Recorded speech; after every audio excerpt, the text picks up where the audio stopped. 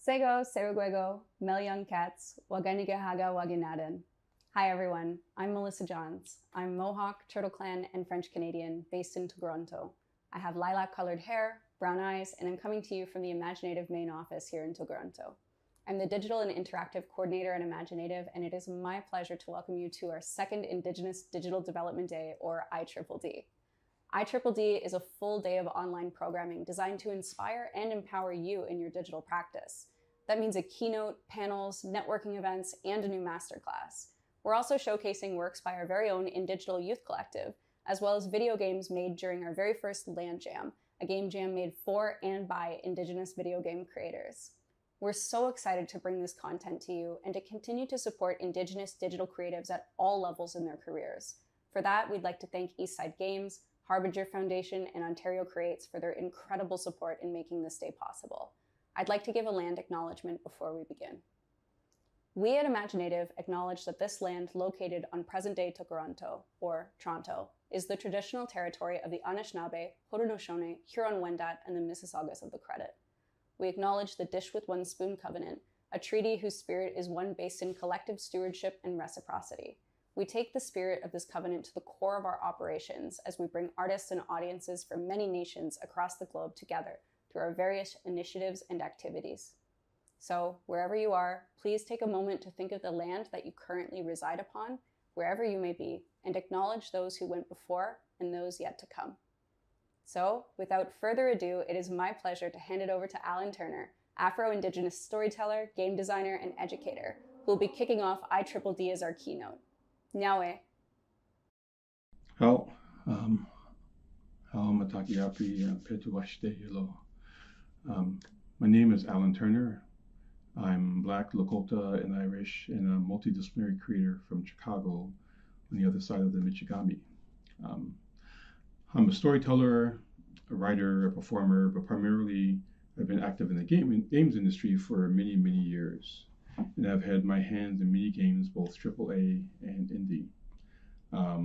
Most of you are probably more familiar with the tabletop game called Educator, the role-playing game that I created.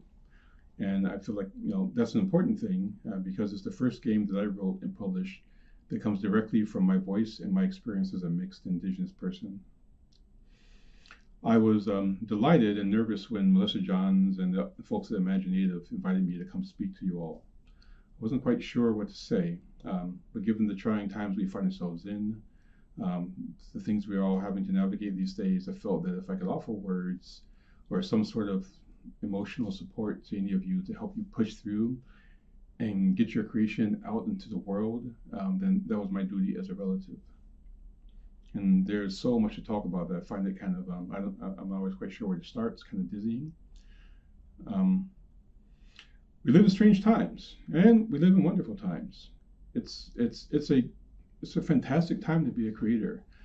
There are so many platforms to get your ideas seen and heard, but also there's a glut of products on the market.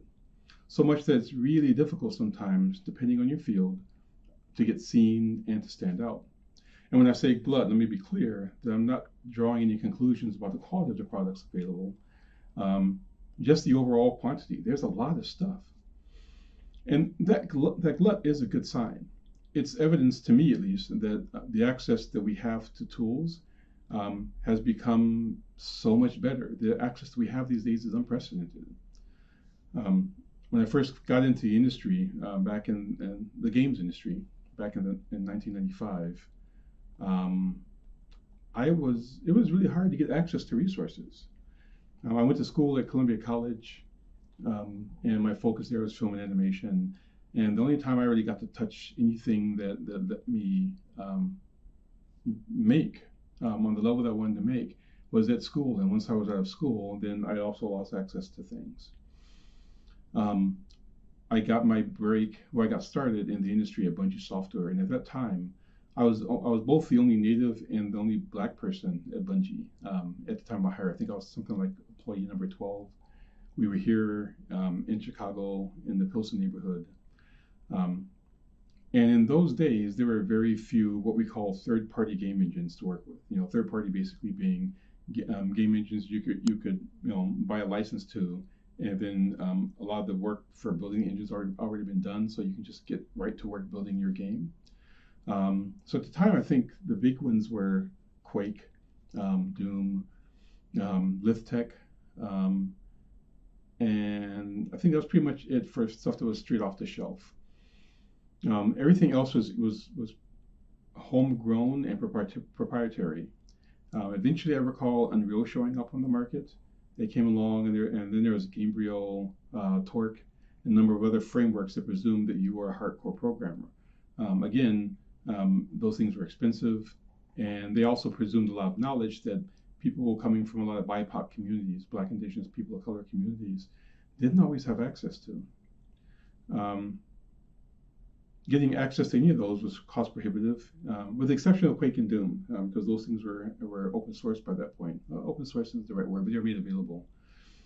There was not a lot of info out there on how to use the engines, again, with the exception of Quake and Doom at the time, just because there was such there's so many people who are using this stuff, and people were documenting it and putting stuff up on websites to teach you how to use things. But beyond that, if you're using one of the other engines, you had to pull docs from the source code if you can get access to the source code, or have someone on your team who was familiar with the tools. For some engines, support amounted to a whole other cost prohibitive barrier, right? You had to buy a support license. I seem to recall back when we were first working with Unreal 3 when I was at White Load Disney. Actually, it was White Load prior to being part of Disney. And this was prior to when the UDK, which is the Unreal Development Kit, came out. The cost was crazy. It was something in the realm of like a $300,000 to $500,000 per seat, depending on the support stuff you're getting, just to use the engine. So we've come a long way since then. All the engines I just spoke about, some of them have gone the way of the dodo. Others have become relatively freely accessible. But let me back up a little bit. On the side of like doing film and video work with animation, there are tons of tools available again, but all of them were severely expensive. There were the SGI workstations, Lightwave 3D, Softimage, 3D Studio Max, and a bunch of other stuff. If you're poor and wanted to use these systems, your options were to hope you had access to it at a school or something that you are participating in, or at a workplace you can get access to some of this stuff,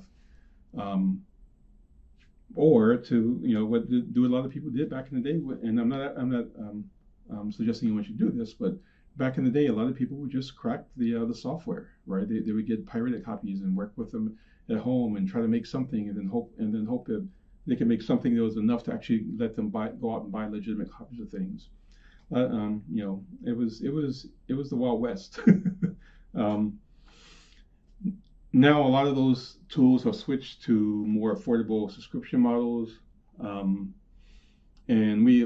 some of them are freely available. Like if you've never tried it, the really powerful Blender 3D.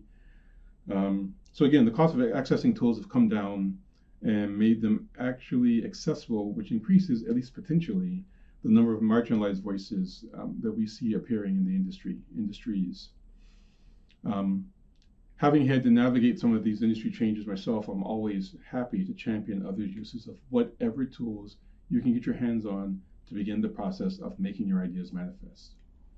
So on that note, one of the things I want to start off saying is something that I feel like should be the obvious, but isn't always the obvious. And in game design, we always have this thought that always be prepared to confirm the obvious.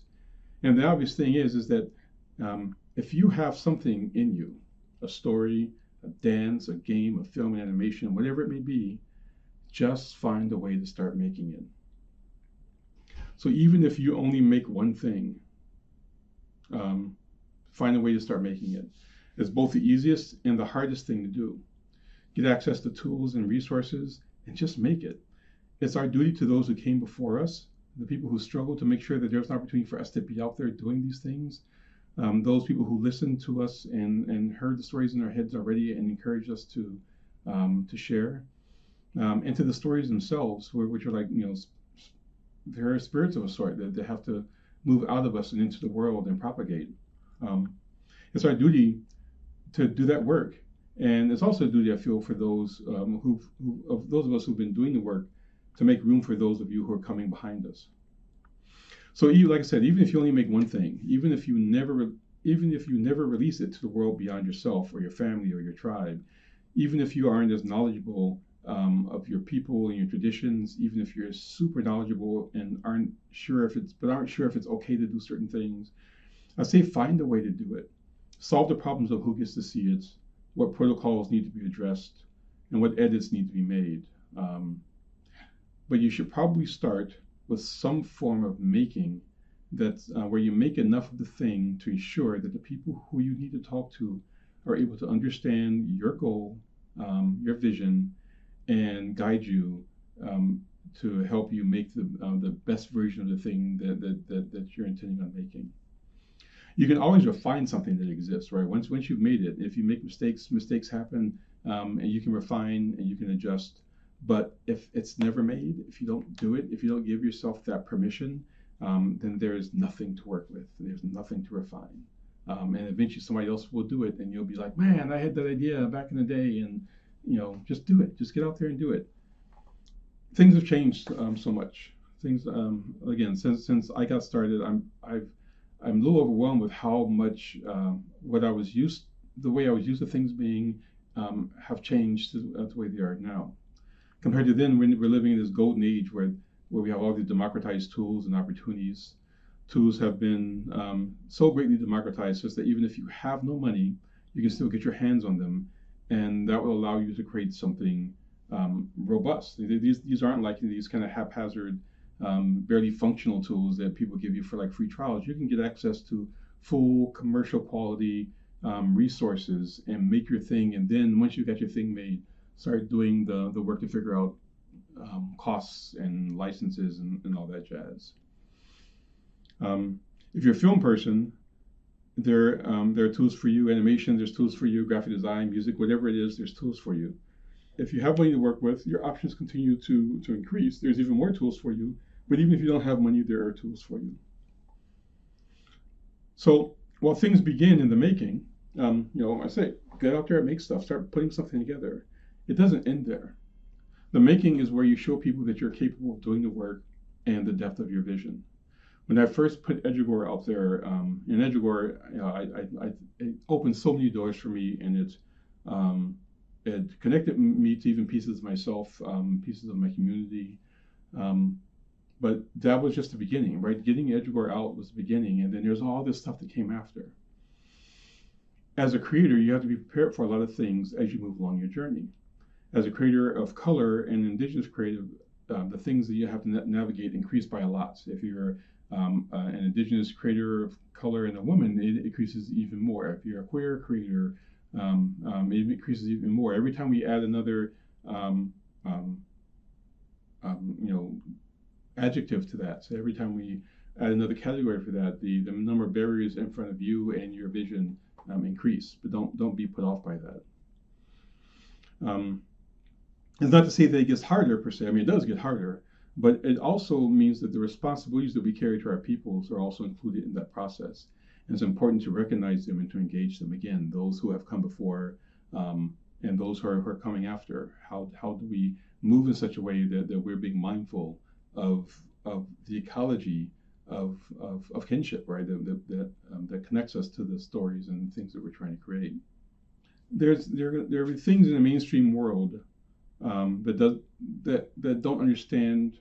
There'll be things that the mainstream world don't understand about the protocols that you have to go through, the traditions that you're trying to bring to light, the people that you're trying to make seen. But it doesn't matter. It's important to recognize and engage them nonetheless. Sometimes it'll mean that you don't profit as much. I mean, in the capitalism sense of the word, you don't profit as much monetarily as you would profit in a care and kinship space, which is a whole other different kind of economy for us. You profit in ways that keep you in motion long after the mainstream world has turned its eye onto the next shiny thing. So one way or another, the stories that we put out into the world are bolstered by those people who lifted us up and got us to this point. I want to encourage everyone who is here at this festival and people in general to work on becoming world builders, right? And what world builders do is they don't just identify problems. They also envision what does it look like on the other side of that. They build ecologies around those things. They create scaffolding that eventually can fall away, so the structures that are built within this scaffolding are stand on their own. Think about stories that haven't been told that come from your experience of the world, and find a way to make that happen. Don't just make, for instance, the native version of a colonizer idea that's not really giving service to our own indigenous perspectives. Be inspired. It's okay to be inspired, but make the native parallel that stands on its own. If you want to do fantasy, for example, you can create in a way that speaks to your cultural ideas without putting the culture on display. If you're going to do sci-fi or speculative fiction, consider the problems of the world and look at them through a native lens. Can you imagine what it looks like on the other side of the problem? Have things gotten better? Have they gotten worse? Are they getting worse as a part of the transition to getting better? Why? What social, economic, political, and technological ecologies are in place for that to happen? Write those stories, create those experiences, paint those pictures, make those moments. One of the beautiful things about, I've taken a liking to, and I'm sure many of you have, one of the beautiful things about the show that's out right now on Reservation Dogs is that it borrows so many tropes from so many things, but makes it distinctly and noticeably indigenous in a way that if you're from that space, you're going to get it. In any variation of that space, like I'm from an urban, an indigenous space is primarily urban in Chicago, and nonetheless, we get it. We get it. You know, we have relatives out there in those spaces, and we get it. It even does this thing where it includes peoples from other ethnicities, right? But it doesn't center them, which is something that happens a lot, where there's something that's supposed to look like it's a story about a person of color, but somewhere along the line, a white person is stuck in there, and somehow that white person winds up being the person who is most important in the story, and it becomes weird. Here, they do this great job of including these people of other ethnicities and other cultural points into a native world, right? They're not trying to make the natives fit in their world. All these other characters are fitting inside of these indigenous perspectives, and it really makes for things that are bittersweet, right? A lot of it's funny as hell. Some of it's sad. And that really represents that way that a lot of our cultures work, and that we don't necessarily just focus in on one particular type of experience. You get this boiling brew, this stew of experiences that come all together. It's a very holistic way of making a story. Yes, all those other characters get added to the soup of a native world, and it makes them affected by a native experience. And what's more important, that it's done so well, it's done so tightly, and there's so much understanding of what they're doing, that the creators are able to do this in a way that means that people who aren't from that space don't feel like they're being left out, right? It's still entertaining. It's still good stuff, even if you don't get most of the jokes. If you get a lot of the cultural references, it still is engrossing. While I was watching Reservation Dogs, it reminded me of, there's this game series from Japan called Yakuza. And one of the things I've always loved about that is that it's a game it's really popular, but is unrelentingly Japanese, right? There's no attempt to make it pleasing to a Western sensibility. There's all these constant cultural in-jokes and things you actually have to participate in. I mean, this creates these situations where you have to answer questions and deal with things that really work from a Japanese perspective. and you just kind of have to glean enough information from the context to figure it out. And it's really interesting because it just works, and it continues to be engaging even when I don't quite get it. Certainly, I'm hoping some of you have watched Deadlands, the Maori TV show, and it presents this fantastic world of spirits and warfare that comes from Maori experience, that comes from Maori folklore, from Maori's sacred ideas, without necessarily putting everything on display. Right? It's brutal, and it presents politics that don't necessarily make sense to a Western eye, but it continues to be engaging. The level of bloodshed on display, it might not be for everyone. It might not be everybody's cup of tea, but it gets through its tail without having to center this external voice. And after a while, once you get all the context, once you start understanding how it flows, it makes sense. And it's the world created is one that you want to return to. You want to find out more and more what's going on. And I want to see more and more endeavors like that. I want to see more things more creations that do these kind of things, make it. I want to see them make it to the big screen. I want to see them make it to the TV screen. I want to see them make it to the small screen in my pocket on my phone. It lifts my heart to see Indigenous peoples picking through the growing list of tools available and then using them to make us all seen.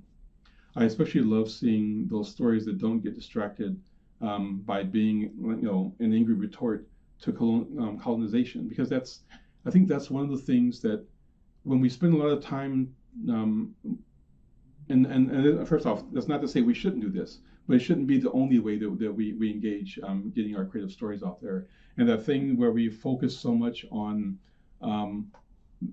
fighting against the colonizer ideals is still centering the colonizer, right? And as one, again, with educators, one of the things I wanted to do was not to center the colonizer mindset, but I did want to also make room so that anybody had a point of access.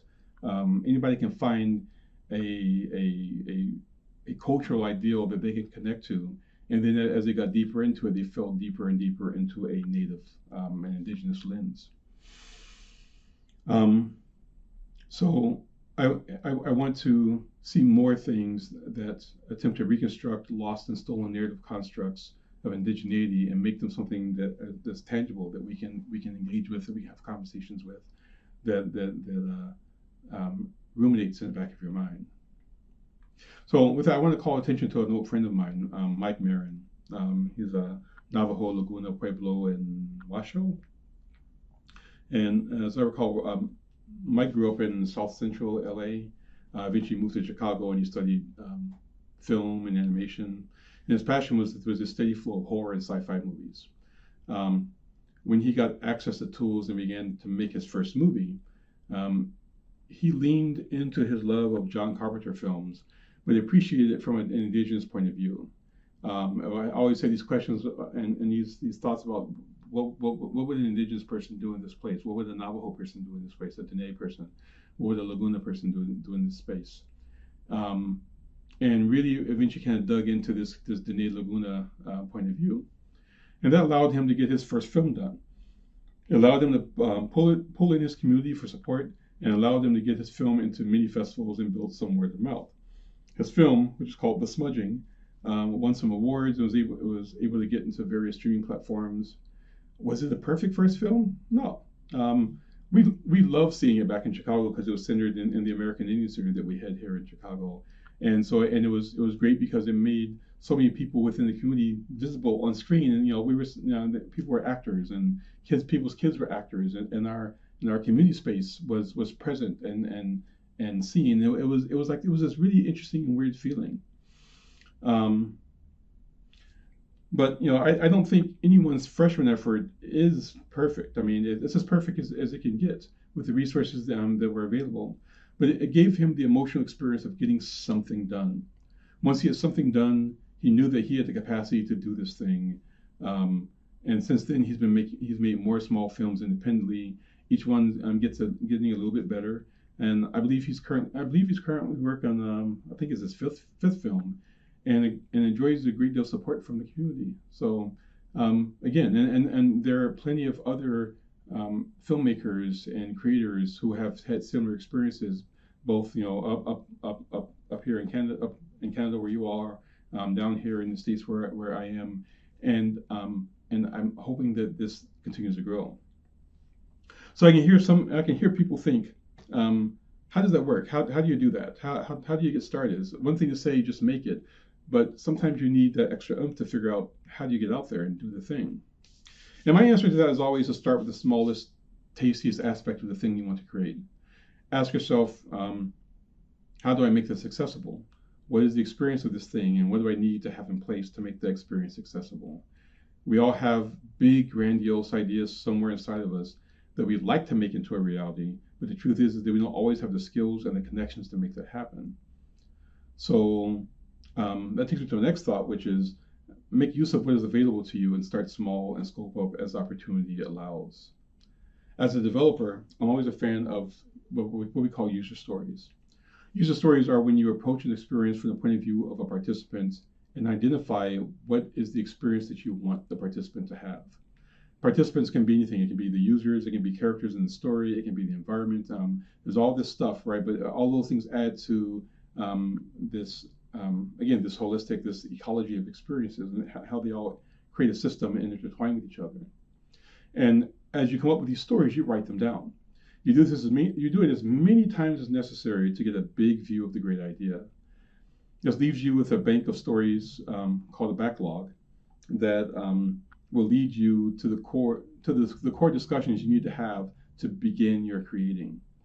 Every user story ideally leads to a task or more that you have to resolve. So get in the habit of planning like this because it makes it so much easier to get buy-in from people around you. And I kind of like to think of it like sculpting. I don't know if anyone watching sculpts, but a sculptor has a couple big ways to start a project. They can get a big hunk of material, wood, marble, stone, what have you, and just start chipping away at it, right? Knocking bits and pieces off until they start to see a shape and something starts to form. Pieces get broken off, and then eventually the sculptor goes, aha, there's that thing. Something's looking at you, you're looking at it, and then it becomes about kind of revealing the thing that you found. And when the artist recognizes what's shown up, they focus on it, and then they turn it into a masterpiece. The other way requires a certain amount of planning, and it's not as, it doesn't look as sexy, right? The sculptor maps out a grid for the material and plots pieces of the intended creation into the various squares of the grid. So like, I might be here, and might be a nose over here, it's going to be a hip down here. And then they begin building and creating one grid piece at a time. The benefit to the first process is that it's easy to start and encourages a playful mindset, right? You just chipping away, having a good time. You can do your thing. You don't know what you're making. You just begin feeling it out until you get to that aha moment, and then you drill down. But it does have the problem of one, no one knows what you're making, not even you. And two, when you do know what you're making, you're the only one who knows what you're making. And it also, three, wastes a lot of material trying to get to the aha moment. When we're coming from the space of limited resources or visibility, I feel like the second option is better. In that second option, you have the idea and you've done the work to get it out of your head. You got to get it out of your head. It doesn't do any good inside your head. You have to get it to a place where it's separate from you and you can look at it. Getting it out of your head means that others can build a relationship with it. It also means that work can continue with or without you because the tasks and the directions have been outlined, right? And that's kind of a scary thing, the thought that your creation can continue without you, but it's your creation. So if you should stop, it should stop. But again, if we're coming at this from a collectivist point of view, you're not just making something for you. You're making it for a wider experience or a wider audience. And so anything that helps get that thing out, anything that helps to birth it, anything that helps it to manifest in the world, that's beneficial. The last point I feel is the most important, and that is it's easier to build community around it.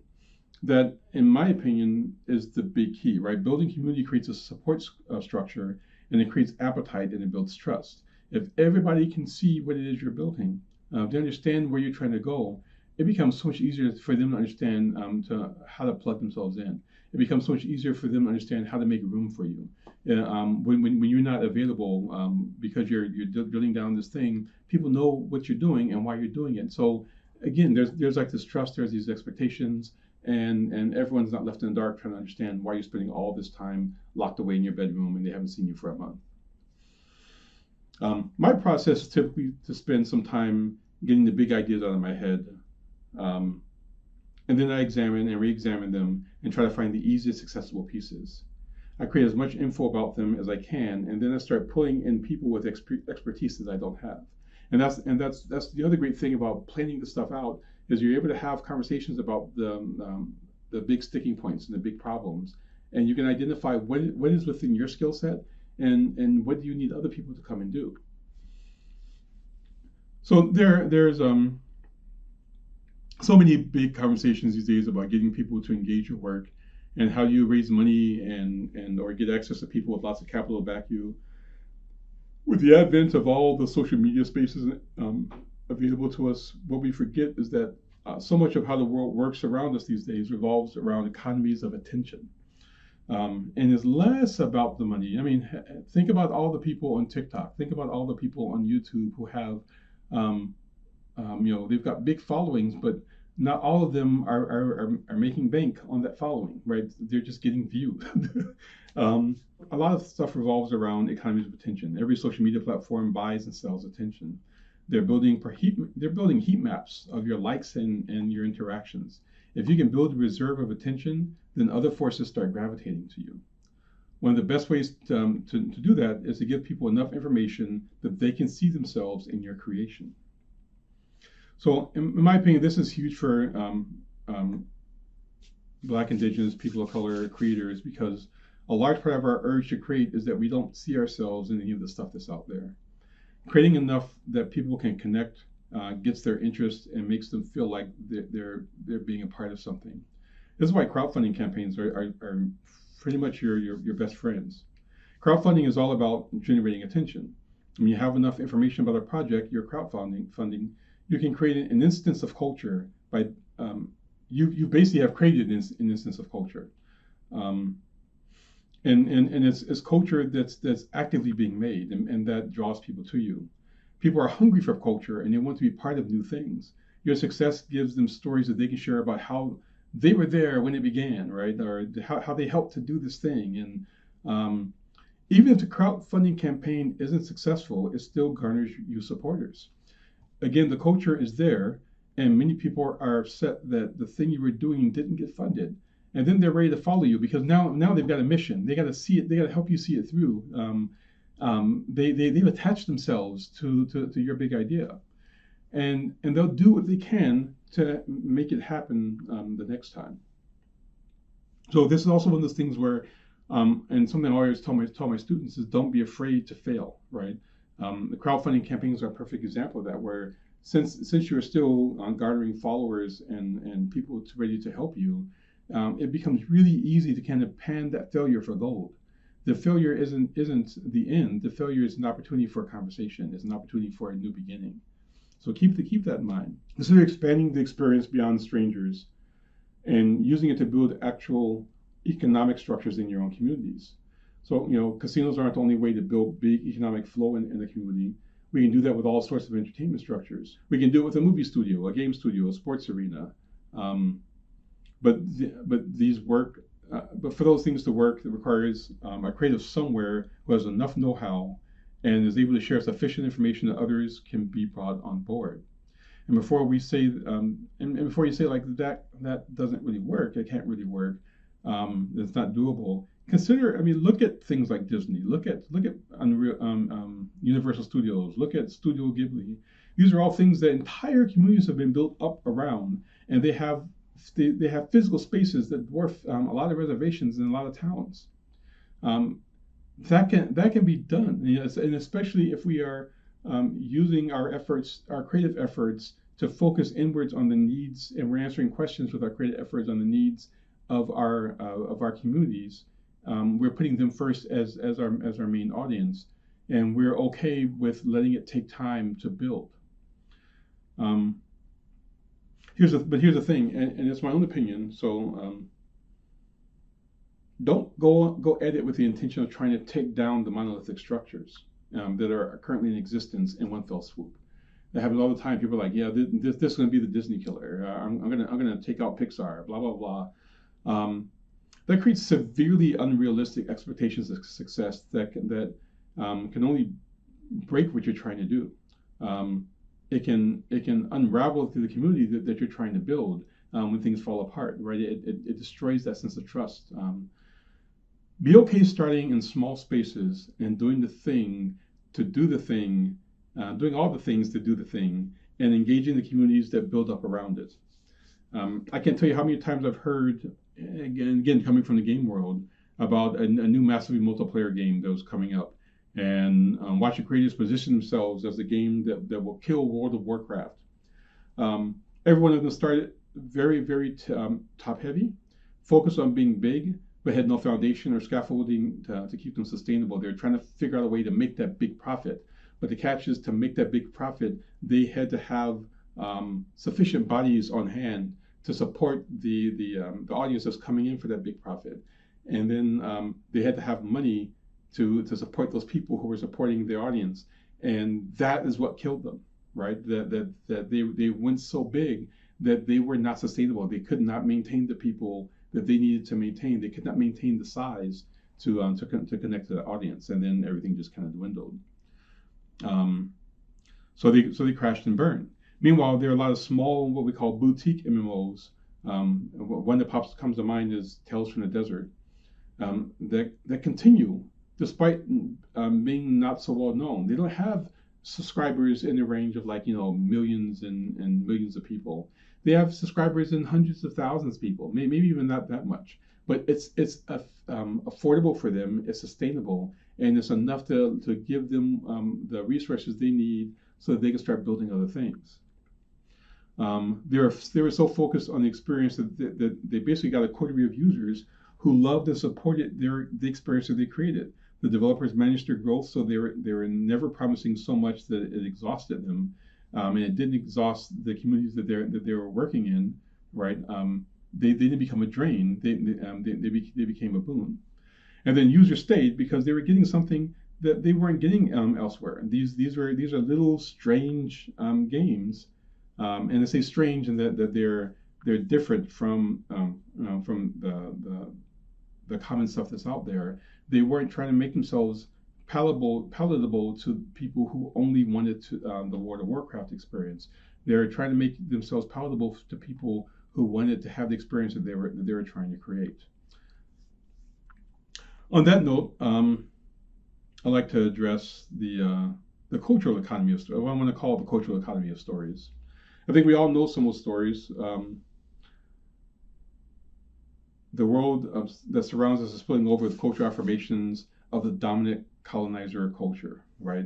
They're not afraid to create more and more things to support their cultural lens. They're not afraid to play. They're not afraid to create play or narratives around the sacred and the profane, about their vision of history, their perception of gender and relationships, their ideas of governance, control, the value of individual citizens, blah, blah, blah. It goes on and on. It's both good and bad, right? The good is obvious. It feeds into the needs of the ravenous, and I don't even know if I call it a good, but it feeds into the needs of the ravenous capitalistic system, which is in and of itself a core cultural concept. The bad is they rapidly become exploitive. They follow no protocols for sharing sensitive information and are dominated by hyper-individualism that works really hard to erase ideas and cultures that can impede the growth of the individual, the wants of the individual. It's all about, it's very much me focused and how big can I get? And of course, that's a really gross generalization, and there's lots of nuances to be found, and lots of variations in there. But there's a lot of that experience that I described, which is kind of the norm. Most of us, however, aren't coming from cultures where that path is considered acceptable. We have to check with elders and relatives before we can make things visible to a broader world. We have languages that most of the mainstream have never heard. We have structures that lean into more of a collectivist social expectation. We see one person becoming grossly successful, while the rest struggle, we often see that as an unhealthy process. That perspective makes it difficult sometimes to be seen in those colonizer spaces. But if we focus our efforts around building up our own spaces, that becomes less and less of an issue. It might feel like we have to navigate all of these protocols just to, and that they can get in the way because it runs counter to the way the mainstream works. But if you look at it from the point of view of world building and scaffolding, it begins to make more sense. If we spend more time building, creating, and speaking to our own cultural needs, then we'll eventually have to build infrastructures to support that. This makes us the ones that control those narratives. And the outsiders must then find ways to come to us to get access. And then even when they have access, we're still the authentic source, and which is kind of weird because it runs counter to like the way a lot of our sharing of stories go. Where these days, even though someone may pull a story from an Indigenous person, it is gatekept and put away and kept in an academic institution, and that is seen as more authentic than another version of the story from another person. There's like this weird dance, and it's kind of funky. But if we're in control of those narratives, and the outsiders have to come to us to get access, that means we're getting seen, right? And it gives us the capacity to grow, and it lets us build a community around those points of access, which then allows us to have profound impact on how the external media progresses and how it metabolizes our own stuff. Consider how influential Hong Kong cinema was, Hong Kong action movies were to the current state of the action movie industry. You can't look at a fight scene these days without seeing the shadows of people like Yuen Woo-ping and Tsui Hark and the like. So we too can have these profound effects and possibly even take over narratives and shape narratives that exist outside of our own spaces. It's important that we stay in control of the narrative of our culture. Our social narratives, our sacred narratives, our gender narratives are all part of our sovereignty. So the last thing I want to say is to return back to something that I mentioned earlier on. So many of us have survived the rigors of navigating all the obstacles that get in the way. If we are to be good ancestors, we must use that to make way for those who are coming behind us. And again, this is one of those things that's kind of weird for when you're up against that capitalism structure, because it's very hierarchical, and there's like this mindset that once you are seen, once you are famous, then other people kind of have to kowtow to you. And I'm suggesting kind of reversing that once you're seen and famous, your job is now to kind of not to kowtow, but it is to make yourself of service to the rest of the community. One of the greatest experiences that I've recently had was being invited to this big con in Minneapolis called Convergence. This is a big sci-fi and fantasy convention that I think is supposed to be one of the biggest fan-driven cons of its like in the United States. And so I want to start off by first saying it was a wonderful experience. The people at Convergence treated me really, really well. I honestly never paid any attention to Convergence. I heard about it here and there. I'm usually not a big fan of conventions, and when big cons reach out to me, and it's more of a kind of a too many people in one space kind of thing for me. But when big cons reach out to me, I often turn it down because I'm also a little hyper-vigilant these days about tokenism, and people saying, "Oh, look, we need someone to come and do a land acknowledgement. So we're going to invite this one Native person, and once we've done that, that makes us okay, and we can do whatever we want to do." And that kind of stuff turns me off. So I actually almost backed out. And when I made noises about having too much to do, they told me how there was a big Native presence, and there are lots of Indigenous and Black Indigenous panels for me to connect to. So I don't even remember what eventually made me say yes, but eventually I said yeah. And when I got there, it was mostly a white space. It was a diaspora of white culture, but it was still overall predominantly culturally white. And to say that and to say it's a bad thing, but just that was the nature of the beast. But when I got around to meet with the local Anishinaabe folks who were there, and there was a Dakota person as well, who were there, and they came out to meet me, and they told me that this was the first time any of their panels were allowed. And it blew my mind because I was looking at the panels, and there are all types of things about, there's gender issues there. There's various types of how do you create this and how do you create that. There was all kinds of really good stuff going on. And I was surprised that they weren't being allowed before. And they said they had tried many times to get things out there, to get panels made that supported their interests and talk about their experiences, and talk about experiences that are particularly Indigenous. But they were voted down by the folks who made decisions on what panels actually got accepted into this big fan convention. And they're often told that there wasn't enough interest in their topics for that to be something that they can put out there for everybody. The con apparently allowed the panels this time around because they wanted things that I could attach myself to. I was a celebrity coming in. My daughter always tells me I'm Indian famous. And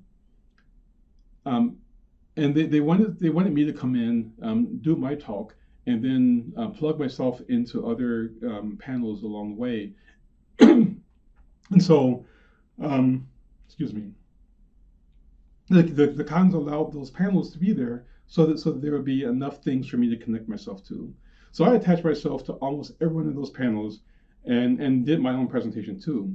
But in those other panels that I attached myself to, I was mostly quiet.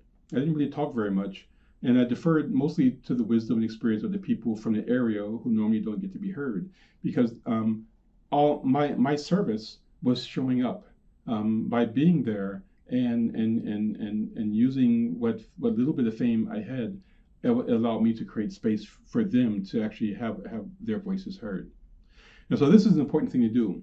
I want to return to the idea of attention being a dominant type of economy. Once you have success, you have some attention. Do not be afraid to expend some of that attention to use it to create space that isn't about you. Use it to center others. Use it to center marginalized people connected to you. This is how we build a sustainable ecology for the new stories that have yet to come.